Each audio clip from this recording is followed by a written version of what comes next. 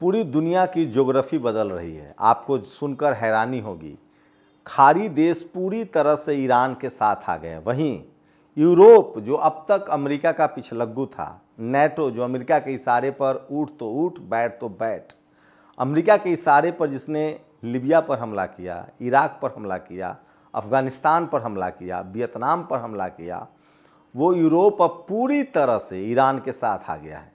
आज फ्रांस के राष्ट्रपति मैक्रां का बयान पूरी दुनिया में चर्चा का विषय है। मैक्रां ने कहा कि हो सकता है मुझे ईरान से कई बातों पर असहमति हो सकता है ईरान में महिलाओं की स्थिति ठीक न हो, तो क्या इसका नतीजा वहाँ बमबारी करना है? और अगर बमबारी किसी का नतीजा है तो इराक में हमने बमबारी की, 20 सालों में क्या बदल गया?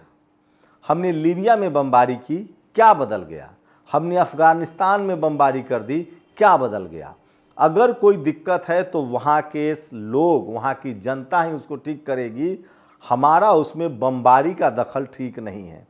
जैसे ये बयान आया, पूरी दुनिया में मैक्रां की तारीफ हो रही है। आपको बता दें, मैक्रां जो हैं वो फ्रांस के राष्ट्रपति हैं। और अगर यूरोप की बात करें तो यूरोप में फ्रांस सबसे ताकतवर देशों में से एक है। यूरोप में जर्मनी, इंग्लैंड और फ्रांस, ये तीनों देश जो हैं, इटली, ये ताकतवर देश हैं। और मैक्रां के बयान के बाद कहा जा रहा है कि होर्मुज स्ट्रीट से पहला जो शिप है वो फ्रांस का निकल गया है। मतलब समझिए कि 1 महीने के युद्ध में यूरोप में तेल और गैस की इतनी किल्लत है कि आप कल्पना नहीं कर सकते हैं। ऑस्ट्रेलिया की सरकार ने छूट दी है, इंग्लैंड की सरकार ने बिजली बिल मुफ्त कर दिया है, फ्रांस अपने लोगों को भत्ता देना शुरू कर चुका है, जर्मनी तो लोगों को मुफ्त में खाना पीना और गाड़ी का तेल मुहैया करा रहा है, क्योंकि वहाँ गैस और तेल की किल्लत की वजह से अर्थव्यवस्था चौपट हो रहा है। तो सोचिए, यूरोप के 60 देशों ने बैठक की थी, भारत में उसमें शरीक हुआ था। वहीं ईरान के साथ 7 साल बाद भारत का तेल का कारोबार जो है, जो खरीद है, वो फिर शुरू होने जा रहा है। इसका मतलब साफ है कि ईरान की दुनिया के और किसी देश से दुश्मनी नहीं है, सिर्फ और सिर्फ अमेरिका और इजराइल से, जिसने उस पर बमबारी की है। इस युद्ध में अमेरिका भी पीछे चला जाएगा। सोचिए अमेरिका की क्या हालत है। अब खुलासे हुए हैं कि 40 फाइटर जेट गिराए गए हैं। ये 40 फाइटर जेट वो हैं जो इजराइल को दिए गए थे। अमेरिका दरअसल इस युद्ध के बहाने 2 निशाने साधना चाहता था। उसकी कोशिश थी कि हम ईरान पर कब्जा कर लेंगे, अपनी पिट्ठू सरकार बैठा देंगे और दुनिया का 40% तेल और गैस ईरान के पास है, हम उस पर कब्जा कर लेंगे। ये उसकी प्लानिंग थी, लेकिन ये प्लानिंग उसको महंगा पड़ गया है। और अब ईरान ने एक बड़ी चेतावनी दी है। दरअसल तेहरान के एक इलाके में एक बड़ा ब्रिज बन रहा था, जिसको वो अनिर्मित ब्रिज था, जिसको तोड़ दिया गया है। उसके बाद अब ईरान ने कहा है कि अब हम अमेरिका के किसी भी ठिकाने को नहीं बख्शेंगे, खासकर बिजनेस ठिकानों पर भी हम हमला करेंगे। तो खाड़ी देश में जितने बिजनेस ठिकाने हैं उस सब पर हमला हो रहा है। एक AI सेंटर जिस पर $30 अरब का इन्वेस्टमेंट है, उसको निशाना बनाने की बात कही गई है। अमेज़न पर भी निशाना बनाने की बात हुई थी। तो खाड़ी देशों में अमेरिका के जितने बड़े ठिकाने हैं वो अब सुरक्षित नहीं हैं, और ये बात खाड़ी देश पूरी तरह से समझने लगा है। इसलिए बाकायदा सोचिए, खाड़ी देश ने शुरुआत में कहा था कि 7 दिन में हम ईरान पर हमला करेंगे, 14 दिन में, 15 दिन में। आज युद्ध का 35वां दिन है, 35 दिन से युद्ध चल रहा है। खाड़ी देशों ने लगभग ईरान के सामने सरेंडर कर दिया है, समझौता कर लिया है। वही ईरान की डिप्लोमेसी क्लियर है। उसने साफ कहा है कि हम एशिया के लोग हैं, हम इस्लामिक कंट्री हैं, हम रीजनल क्षेत्र के लोग हैं, और हमारी सुरक्षा की जिम्मेदारी अमेरिका को नहीं दी जा सकती है। हम अपनी सुरक्षा खुद करेंगे। ईरान की लगातार कोशिश है कि सिर्फ अमेरिकी ठिकानों को ही नुकसान किया जाए, अमेरिकी ठिकानों पर ही हमला बोला जाए। खाड़ी देशों को भी देर सवेर लगता है कि बारी बारी से अमेरिका बार बार किसी न किसी देश को निशाना बनाता है। क्या गारंटी है कि कल सऊदी अरेबिया पर हमला नहीं होगा? क्या गारंटी है कि कल कतर पर हमला नहीं होगा? क्या गारंटी है कि कल ओमान पर हमला नहीं होगा? क्या गारंटी है कि सीरिया पर नहीं होगा? सीरिया पर तो ऑलरेडी हमला हो चुका है और उस पर अपना वो पिट्ठू बैठा चुका है। इराक पर भी हमला हुआ, लीबिया पर भी हमला हुआ। दरअसल अमेरिका उन देशों पर हमला करता रहा है जिसके सरकार उसके पिट्ठू नहीं बने हैं। सोचिए, गद्दाफी को इसलिए मारा गया, सद्दाम हुसैन को इसलिए मारा गया, और मुझे लगता है कि अंदर ही अंदर खाड़ी देशों को भी इंतजार था कि बस कोई बिल्ली के गले में घंटी बांध दे, और वो काम ईरान ने कर दिया। 35 दिनों में ही ईरान ने अमेरिका के गले में ऐसी घंटी बांध दी है जिसका आप कल्पना नहीं कर सकते हैं। ईरान ने कहा है, ईरान के राष्ट्रपति पेजेश्कियन ने कहा है कि हमारे पुल गिरा दिए, इमारतें गिरा दी, हम फिर से बना लेंगे, मजबूत बनाएंगे और मजबूत बनाएंगे, अगली बार तुम्हें उससे गिरा नहीं पाओगे। लेकिन हमने जो तुम्हारी प्रतिष्ठा पर मिसाइल मारे, हमने जो तुम्हें डेंट किया है दुनिया के सामने, हमने जो तुम्हें दुनिया के सामने बेनकाब किया है, उसकी मार से तुम कभी बच नहीं पाओगे और वो इतिहास में लिख दिया गया है। सोचिए, अमेरिका की हथियार की विश्वसनीयता खत्म हो गई है। अब दुनिया का कोई भी देश अमेरिका का न तो युद्धपोत खरीदना चाहता है, न उसके फाइटर जेट खरीदना चाहता है। उसके एबकस जहाज है उसको मारा गया है, F-35 को गिराया गया है, यहाँ तक कि स्टील 2 बॉम्बर की भी अब हैसियत नहीं है कि वो ईरान में बमबारी करे। वहीं खाड़ी देशों में अब लगभग एक सहमति बनती हुई दिख रही है कि हमें अब ईरान के साथ खड़ा होना पड़ेगा और जितना जल्दी हो सके अमेरिका से हमें रिश्ते ख़त्म करने होंगे। अमेरिका के लगभग ठिकाने जो हैं खाड़ी देशों से लगभग ख़त्म हो चुके हैं। अब अमेरिका के जो पावर सेंटर्स हैं, जो उसके बड़े बिजनेस हैं, चाहे वो मैकडोनल्ड हो, चाहे वो अमेज़न हो, चाहे वो एलन मस्क की कंपनियां हो, स्टारलिंक हो, इन तमाम, यहाँ तक कि गूगल के दफ्तर को भी निशाना बनाने की धमकी दी गई है, AI सेंटर्स को भी उड़ाने की धमकी दी गई है।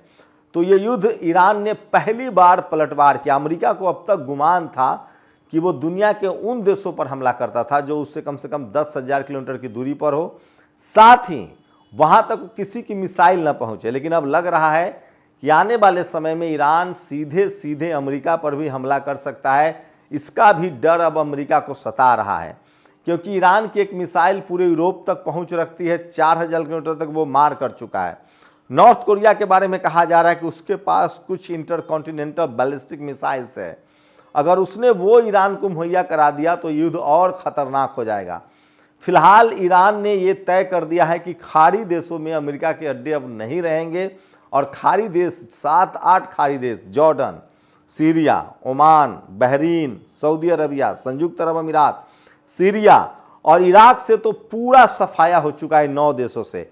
अजरबैजान पर भी एक बार हमला किया था। वहीं अब ईरान ने स्पेन और फ्रांस को, इटली को जहाज जाने की अनुमति दे दी है।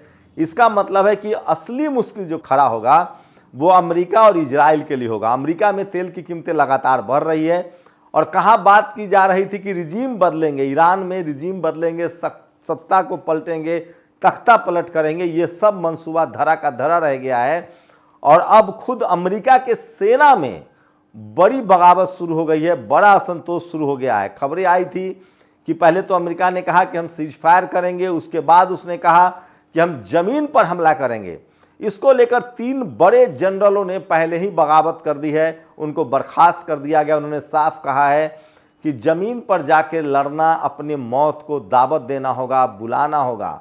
वहीं ईरान ने कहा है कि अब हम अमेरिका के उन सेंटर्स पर हमला करेंगे जिससे अमेरिका की आमदनी होती है। तो 35 दिनों के युद्ध में दुनिया के सामने अमेरिका बेनकाब हो गया है।